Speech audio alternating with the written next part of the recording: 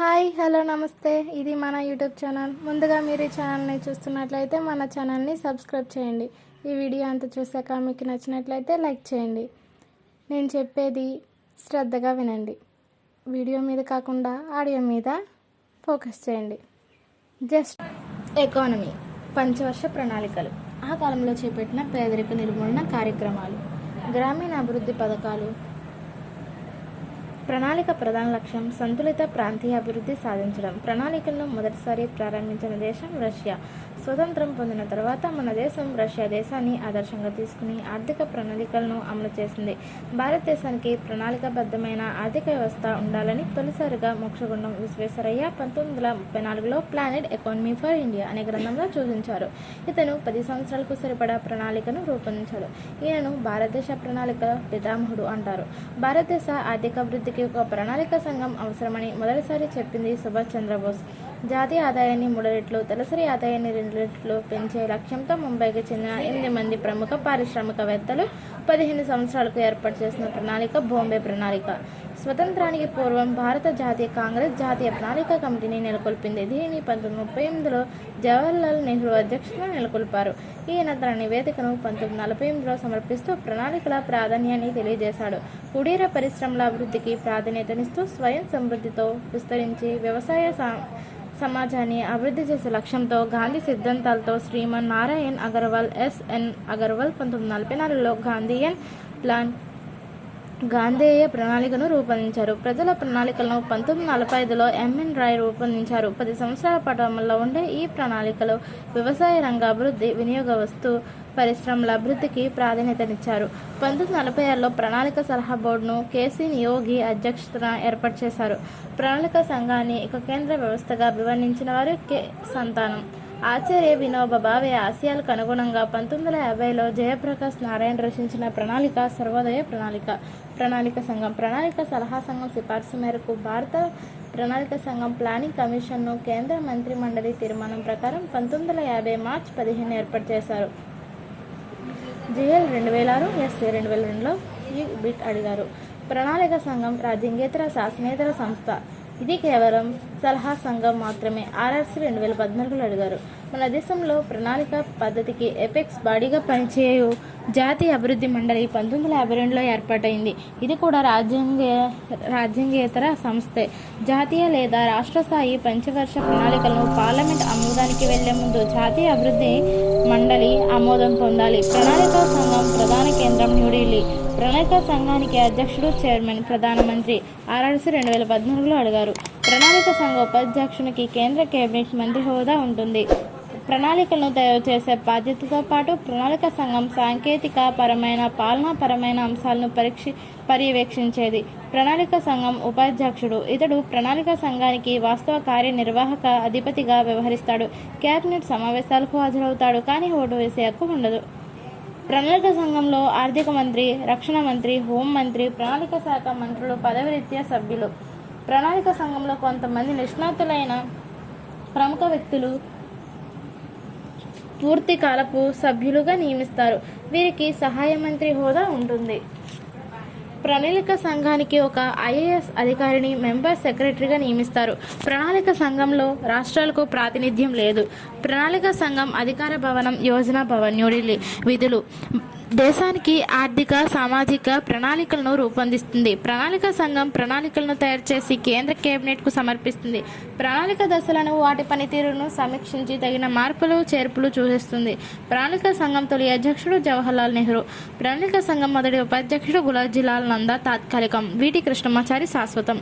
ప్రణాళికలో వృద్ధి నమూనాలు. మన పంచవర్ష ప్రణాళికను 2 వృద్ధి నమూనాల ఆధారం 2 నుండి 7వ ప్రణాళిక వరకు నెహ్రూ మహాలనోబిస్ మోడల్.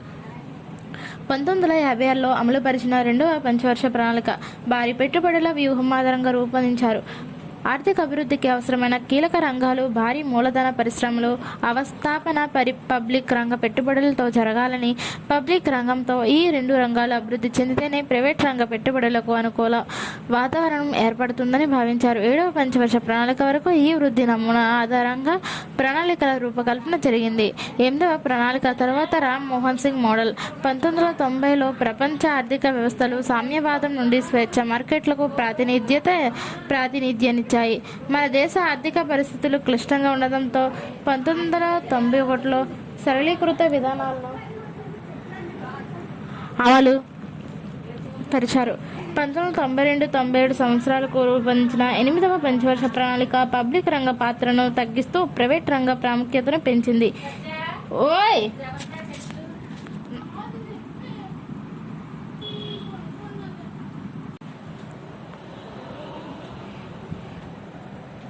మన దేశ ఆర్థిక పరిస్థితులు క్లిష్టంగా ఉండడంతో 1991లో సరళీకృత విధానాలను అమలుపరిచారు.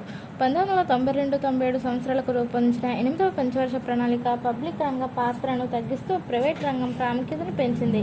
ఈ వృద్ధి నమూనా 8వ ప్రణాళికలో చర్చించడమైంది. టాక్స్ ప్లానింగ్స్ రచయిత PC Mahalanobis. Development planning in the Indian experience గ్రంథ రచయిత ఎస్ చక్రవర్తి. ఆర్థిక ప్రణాళిక అనేది ఉమ్మడి జాబితాలోని అంశం. ప్రణాళిక సంఘం ప్రచురించే పత్రిక యోజన. ప్రణాళిక సంఘం కార్యాలయం యోజన భవన్. ప్రణాళిక సంఘం స్థానంలో నీతి ఆయోగ్. ప్రణాళిక సంఘం స్థానంలో నీతి ఆయోగ్ను కేంద్రం తీసుకొచ్చింది. ఎన్ఐటిఐ ఆయోగ్ పూర్తినామం national institution for transforming Indian Aayog. National institution for transforming Indian Aayog. NITI Aayog విధులు ఆర్థిక అభివృద్ధితో పాటు ప్రాధాన్యతలకు వ్యూహాలకు సంబంధించిన జాతీయ ఎజెండాను దేశ ప్రధానికి ముఖ్యమంత్రులకు అందజేస్తుంది. సహకార పోటీ సమైక్యగా భారతదేశం పరివర్తన చెందడానికి కృషి చేస్తుంది. నీతి ఆయోగ్ నిర్మాణం. అధ్యక్షుడు, చైర్పర్సన్ ప్రధానమంత్రి, ఉపాధ్యక్షుడు ప్రధానిచే నియమింపబడే వ్యక్తి, సభ్యులు పూర్తికాల సభ్యులు, పూర్తికాలం కాని సభ్యులు, ఎక్స్ అఫిషియో సభ్యులు.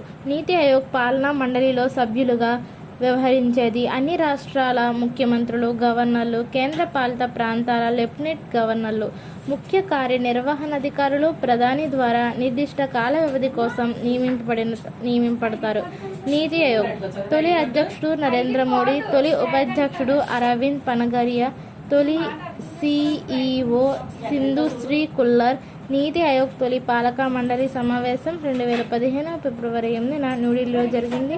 నీతి ఆయోగ్ ప్రస్తుత ఉపాధ్యక్షుడు సమన్ కే బేరీ. నీతి ఆయోగ్ ప్రస్తుత సిఇఓ పరమేశ్వరన్ అయ్యర్. 2022 జూలై నుండి. మొదటి పంచవర్ష ప్రణాళిక 1951-56. మొదటి పంచవర్ష ప్రణాళిక ప్రారంభమైన సంవత్సరం 1951 ఏప్రిల్ 1. మొదటి పంచవర్ష ప్రణాళిక కాలం 1-4 1951 నుండి 31-3 1956. ప్రాధాన్యత రంగం వ్యవసాయం, నీటిపారుదల, అభివృద్ధి. జిఎల్ 2006. దీన్ని హార్ట్ అండ్ డోమన్ నమూనా ఆధారంగా జవహర్లాల్ నెహ్రూ నాయకత్వంలో రూపొందించారు. ప్రణాళిక సంఘం చైర్మన్ జవహర్లాల్ నెహ్రూ. ప్రణాళిక సంఘం ఉపాధ్యక్షుడు గులాజీ లాల్ నందా. ప్రణాళిక సంఘం ప్రణాళిక రూపకర్త మోక్షగుండం విశ్వేశ్వరయ్య. దీన్ని వ్యవసాయ ప్రణాళిక అంటారు. జాతీయ ఆదాయాన్ని లక్ష్యాన్ని మించిన 3.6గా నమోదైంది. జీడిపి లక్ష్యం 2.1%, సాధించిన వృద్ధి రేటు 3.6%. ఈ ప్రణాళిక మొత్తం వ్యయం 1960 కోట్లు. ఈ ప్రణాళిక కాలంలో ప్రారంభమైన కార్యక్రమాలు: సమాజ అభివృద్ధి పథకం, కమ్యూనిటీ డెవలప్మెంట్ ప్రోగ్రాం 1952, ప్రజల భాగస్వామ్యంతో సంపూర్ణ గ్రామీణాభివృద్ధి. ఫోర్డ్ ఫౌండేషన్ సూచనల మేరకు ఈ పథకాన్ని ఏర్పాటు చేశారు. 1952లో కుటుంబ నియంత్రణ కార్యక్రమం. ఈ కార్యక్రమం ప్రారంభించిన తొలి దేశం భారత్. అక్టోబర్ 2, 1953న జాతీయ విస్తరణ కార్యక్రమం, జాతీయ విస్తరణ సేవా పథకం ప్రారంభం. సహకారోద్యమం ప్రారంభం. ఈ ప్రణాళిక కాలంలో ప్రారంభమైన కార్యక్రమాలు: సమాజాభివృద్ధి పథకం, కమ్యూనిటీ డెవలప్మెంట్ ప్రోగ్రాం 1952, ప్రజల భాగస్వామ్యంతో సంపూర్ణ గ్రామీణాభివృద్ధి. ఫోర్డ్ ఫౌండేషన్ సూచనల మేరకు ఈ పథకాన్ని ఏర్పాటు చేశారు. 1952లో కుటుంబ నియంత్రణ కార్యక్రమం. ఈ కార్యక్రమం ప్రారంభించిన తొలి దేశం భారత్. అక్టోబర్ 2, 1953న జాతీయ విస్తరణ కార్యక్రమం. జాతీయ విస్తరణ సేవా పథకం ప్రారంభం. సహకారోద్యమం ప్రారంభమైన పరిశ్రమలు, ప్రాజెక్టులు. భారత టెలిఫోన్ పరిశ్రమను బెంగళూరులో ఏర్పాటు. బాంక్రా నంగల్, దామోదర్ వ్యాలీ, హీరాకోట్, నాగార్జున సాగర్ ప్రాజెక్టులు ప్రారంభమయ్యాయి. చిత్తరంజన్ రైలింజన్ల కర్మాగారం, సింద్రి ఎరువుల కర్మాగారం, దుర్గాపూర్లో హిందుస్థాన్ కేబుల్స్ కర్మాగారం ఏర్పాటు చేశారు. రెండవ పంచవర్ష ప్రణాళిక 1956-61. దీనిని పిసి మహాలనోబిస్ రూపొందించారు. దీనినే మహాలనోబిస్ ప్రణాళిక అని కూడా అంటారు. ప్రాధాన్యత రంగం పారిశ్రామిక రంగం. ధైర్యంతో కూడిన ప్రణాళిక, బోల్డ్ ప్లాన్ గా భావించే ప్రణాళిక. ప్రణాళిక సంఘం అధ్యక్షుడు జవహర్లాల్ నెహ్రూ. ప్రణాళిక సంఘం ఉపాధ్యక్షుడు విటి కృష్ణమాచారి. జీడిపి లక్ష్యం 4.5%. సాధించిన వృద్ధి రేటు 4.21%. సామ్యవాద తరహా సమాజ స్థాపన లక్ష్యం ప్రకటించారు. ఖాదీ గ్రామీణ పరిశ్రమల సంఘాన్ని ఏర్పాటు చేశారు. పర్వత ప్రాంతాలతో కాంటూర్లు నిర్మించడం, ప్రజలకు ప్రత్యేక వసతులను కల్పించడం కొరకు పర్వత ప్రాంత అభివృద్ధి పథకం ప్రారంభం 1960. ఈ ప్రణాళికలో అసంతులిత అభివృద్ధి వ్యూహం అనుసరించబడింది. పేరంబూర్లో రైలు పెట్ల కర్మాగారం, రాంచీలో భారీ ఇంజనీరింగ్ పరికరాల సంస్థల స్థాపన. సాంద్ర వ్యవసాయ జిల్లాల కార్యక్రమం IADP. Intensive agriculture districts programme. 1960-61లో ఫోర్డ్ ఫౌండేషన్ సూచనల మేరకు దీన్ని ప్రారంభించారు. మేలు రకపు విత్తనాలు, రసాయన ఎరువులు, క్రిమి సంహారక మందులు, నూతన యంత్రాలు, పరపతి సదుపాయాలను ఉపయోగించి వ్యవసాయ రంగంలో అధిక ఉత్పత్తి సాధించుటకు దేశంలో 7 జిల్లాల్లో పైలట్ కార్యక్రమంగా ప్రారంభించారు. వాటిలో ఆంధ్రప్రదేశ్, పశ్చిమ గోదావరి జిల్లా ఒకటి. గోధుమ ఉత్పత్తిలో అభివృద్ధి కనిపించింది. వ్యవసాయ ఉత్పత్తికి దోహదపడే ఉత్పాదకాలని ఒక ప్యాకేజ్ రూపంలో అందించడం వల్ల దీన్ని ప్యాకేజ్ ప్రోగ్రామ్ అంటారు. మూడవ పంచవర్ష ప్రణాళిక 1961-66. ప్రణాళిక సంఘ ఉపాధ్యక్షులు అశోక్ మెహతా, సిఎం త్రివేది. రూపకర్త అశోక్ మెహతా, పీతాంబర్ సేర్. అశోక్ మెహతా నమూనా ఆధారంగా రూపొందించారు. ప్రాధాన్యత రంగం ఆహార ధాన్యాల ఉత్పత్తిలో స్వయం సమృద్ధి, సామాజిక న్యాయం. అతి ఆశతో కూడిన ప్రణాళిక అంటారు. చైనాతో 1962 యుద్ధం, పాకిస్తాన్తో 1965 యుద్ధం వల్ల ఈ ప్రణాళిక ఆశించిన లక్ష్యాలను చేరుకోలేకపోయింది. ఈ ప్రణాళిక కాలంలో 2 ప్రధానులు 1964 మే 27న నెహ్రూ, 1966 జనవరిలో లాల్ బహదూర్ శాస్త్రి మరణించడం జరిగింది. 1962లో కేంద్రీయ విద్యాలయాలు ఏర్పాటు. 1962లో క్షయ వ్యాధి నిర్మూలన కార్యక్రమం ప్రారంభం. గిరిజన ప్రాంతాల ఉపాధి అవకాశాలు మెరుగుపరచడం కోసం గిరిజన ప్రాంత అభివృద్ధి పథకం, ట్రైబల్ ఏరియా డెవలప్మెంట్ ప్రోగ్రాంను ప్రారంభం. 1962-1963లో ఏఆర్డీసీ అగ్రికల్చర్ రీఫైనాన్స్ డెవలప్మెంట్ కార్పొరేషన్ ఏర్పాటు. సాంద్ర వ్యవసాయ ప్రాంతాల పథకం ప్రారంభం. ఐఏఏపి ఇంటెన్సివ్ అగ్రికల్చర్ ఏరియా ప్రోగ్రాం. 1964 వ్యవసాయ రంగంలో అధిక ఉత్పత్తి కోసం 1965లో ఈపీజెడ్ ఎక్స్పోర్ట్ ప్రాసెసింగ్ జోన్ ప్రారంభం. నిర్ణయించిన వృద్ధి రేటు 5.6%. సాధించిన వృద్ధి రేటు 2.72%, 2.8%. 3 వార్షిక ప్రణాళికలు 1966-69. ఈ కాలాన్ని ప్రణాళిక సెలవు, ప్రణాళిక విరామం అని కూడా అంటారు. వీటిని పిగ్మీ ప్రణాళికలుగా పిలవచ్చు. వార్షిక ప్రణాళికలు 1966-67, 1967-68, 1968-69, 1966-67లో హరిత విప్లవం ప్రారంభించారు. 1966లో ఇండియన్ టూరిజం డెవలప్మెంట్ కార్పొరేషన్ ఏర్పాటు. 1968లో వస్త్ర పరిశ్రమ అభివృద్ధికి నేషనల్ టెక్స్టైల్ కార్పొరేషన్ ఏర్పాటు. 4వ ప్రణాళిక 1-4, 1969 నుండి 31-3, 1974. ప్రధాని ఇందిరాగాంధీ. ప్రణాళిక సంఘం ఉపాధ్యక్షుడు డిఆర్ గడ్గిల్. ఈ ప్రణాళిక రూపకర్త డిఆర్ గడ్గిల్. ప్రాధాన్యత రంగం సుస్థిర వృద్ధి, ఆర్థిక స్వావలంబన. నిర్ణయించిన వృద్ధి రేటు జీడిపి లక్ష్యం 5.7%. సాధించిన వృద్ధి రేటు 3.3%. ఈ ప్రణాళిక కాలంలో ప్రధాని ఇందిరాగాంధీ గరీబీ హఠావో నినాదాన్ని ఇచ్చింది. మహిళా సంక్షేమానికి ప్రత్యేక కార్పొరేషన్ ఏర్పాటైంది. 1969 జూలైలో 14 బ్యాంకులు జాతీయం. సన్నకారు రైతుల అభివృద్ధి సంస్థ ప్రారంభం.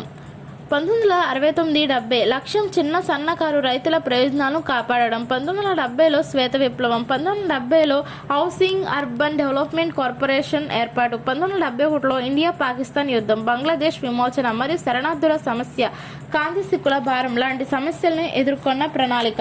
1971లో ఈశాన్య రాష్ట్రాల అభివృద్ధి మండలి ఏర్పాటు.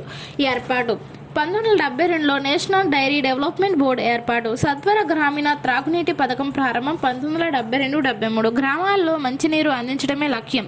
1973లో డాట్ ప్రోన్ ఏరియా డెవలప్మెంట్ ప్రోగ్రామ్ కరువు ప్రాంతాల అభివృద్ధి పథకం డిపిఏపి ఏర్పాటు. భూగర్భ జలాల అభివృద్ధి. 1973లో విదేశీ మారక నిల్వల నియంత్రణ చట్టం foreign exchange regulation act FERA ఏర్పాటు. 5వ పంచవర్ష ప్రణాళిక 1974-78 ప్రాధాన్యత రంగం పేదరిక నిర్మూలన స్వావలంబన.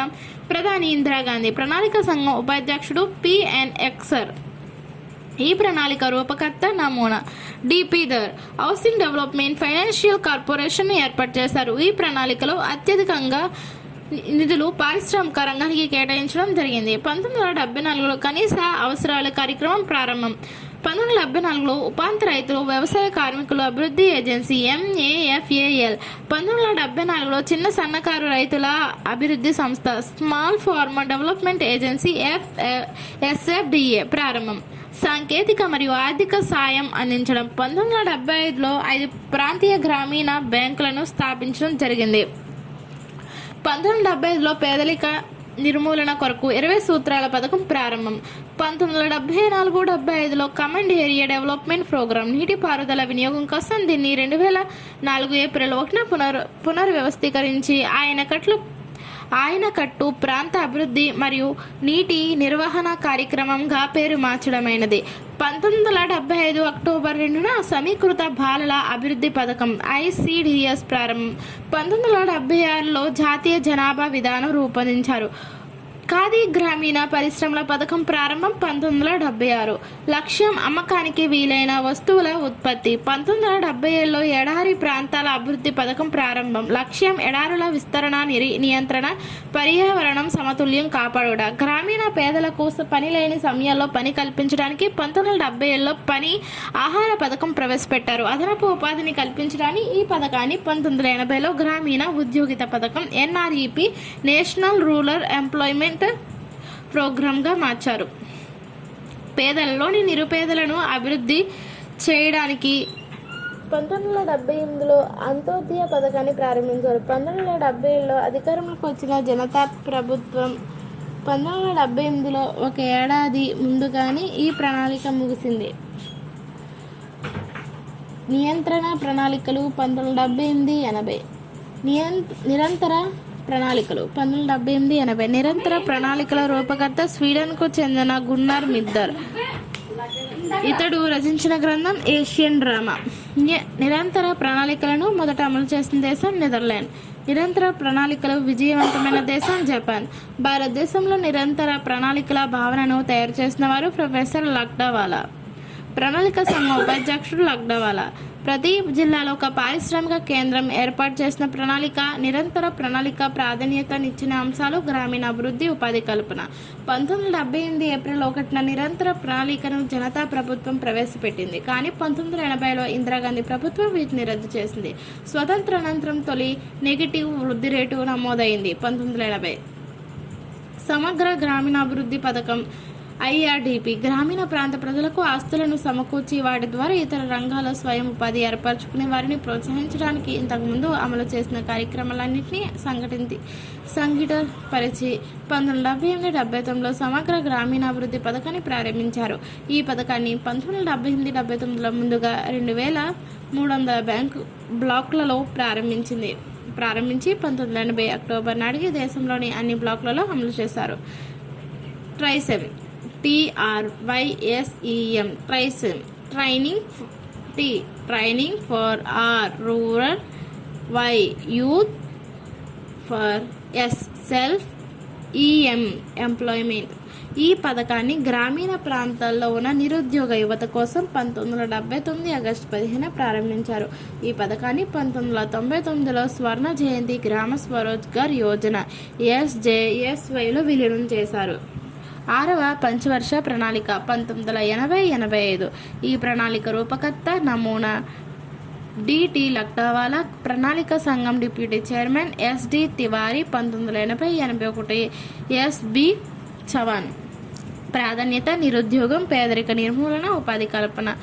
నిర్ణయించిన వృద్ధి రేటు GDP లక్ష్యం 5.2%, సాధించిన వృద్ధి రేటు 5.7%. 1980లో నేషనల్ రూరల్ ఎంప్లాయ్మెంట్ ప్రోగ్రాం ప్రారంభం. గ్రామీణ పేదలకు లాభదాయక పథకం. నిరుద్యోగులుగా ఉన్న విద్యావంతులకు స్వయం ఉపాధి కొరకు 1983-84లో విద్యావంతుల స్వయం ఉపాధి పథకం SEEUY ప్రారంభం. ఈ పథకాన్ని 1994 ఏప్రిల్ 1 నుండి ప్రధాని మంత్రి రోజ్గర్ యోజన పథకంలో విలీనం చేశారు.